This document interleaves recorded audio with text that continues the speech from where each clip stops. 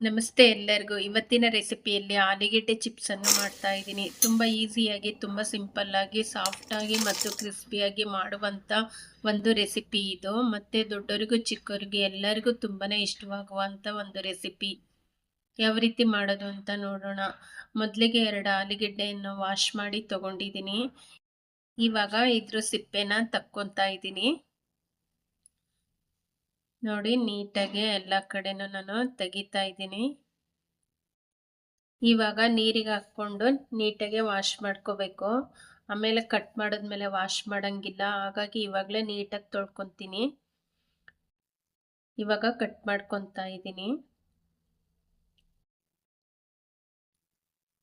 ನೋಡಿ, ನಾನು ಚಾಕು ಸಹಾಯದಿಂದನೇ ಕಟ್ ಮಾಡ್ಕೊತಾ ಇದ್ದೀನಿ. ತೆಳ್ಳಗೆ ಮಾಡ್ಕೋಬೇಕು, ತುಂಬ ದಪ್ಪ ಮಾಡ್ಕೊಳಕ್ಕೆ ಹೋಗ್ಬಾರ್ದು. ನೋಡಿ, ಈ ಥರ ಮೀಡಿಯಮ್ ಸೈಜಾಗೆ ಮಾಡ್ಕೋಬೇಕು. ನೋಡಿ, ಈ ಸೈಜ್ ಇದ್ರೆ ಸಾಕು ಅನ್ಸುತ್ತೆ. ನಾನು ಎಲ್ಲವನ್ನೂ ಹೆಚ್ಕೊಂಡಿದ್ದೀನಿ. ಈಗ ಒಂದು ಬೌಲಿಗೆ ತಕ್ಕೊತಾ ಇದ್ದೀನಿ.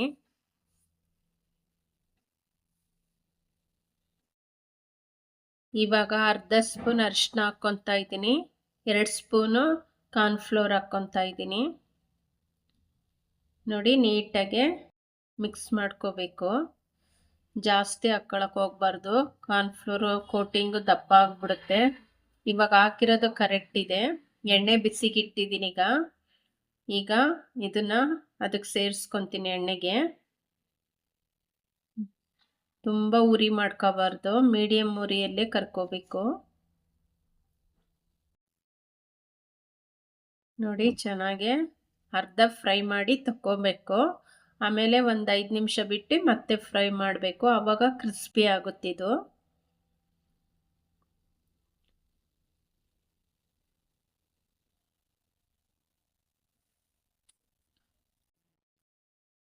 ಇವಾಗ ತಕ್ಕೊತಾ ಇದ್ದೀನಿ, ಅರ್ಧ ಫ್ರೈ ಮಾಡಿರೋದಿದು. ಒಂದು 5 ನಿಮಿಷ ಆದಮೇಲೆ ಮತ್ತೆ ಹಾಕ್ಕೊತೀನಿ ನಾನು ಎಣ್ಣೆಗೆ ಅದನ್ನು, ಆವಾಗ ಕ್ರಿಸ್ಪಿ ಬರುತ್ತೆ. ಈ ಥರನೇ ಮಾಡಿ ನೀವು ಸಹ, ಕ್ರಿಸ್ಪಿ ಬರುತ್ತದು.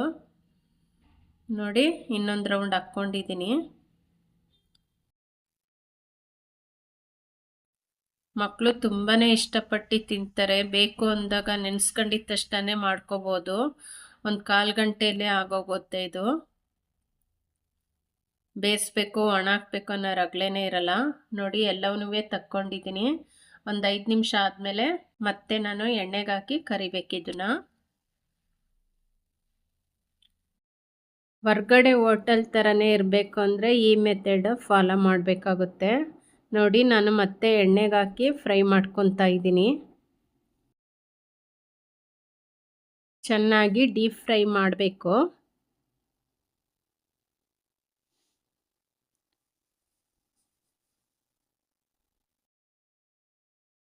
ನೋಡಿ, ಇದು ಆಗ್ತಾ ಬಂತು, ತಕ್ಕೊಳ್ತಾ ಇದ್ದೀನಿ.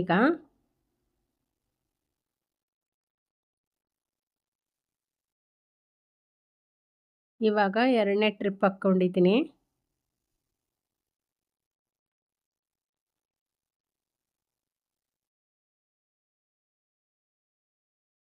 ಇದು ಸಹ ಚೆನ್ನಾಗಿ ಫ್ರೈ ಆಯ್ತು. ಈಗ ತಕ್ಕೊತಾ ಇದ್ದೀನಿ. ನೋಡಿ, ಎಷ್ಟು ಕ್ರಿಸ್ಪಿಯಾಗಿ ಬಂದಿದ್ದಾವೆ ಅಂತ. ಸೌಂಡ್ ನೋಡಿ. ಇವಾಗ ಸ್ವಲ್ಪ ಉಪ್ಪು ಹಾಕ್ಕೊಂಡೆ, ಸ್ವಲ್ಪ ಖಾರದ ಪುಡಿ ಹಾಕ್ಕೊಂಡು ಚೆನ್ನಾಗಿ ಮಿಕ್ಸ್ ಮಾಡ್ಕೊತಾ ಇದ್ದೀನಿ.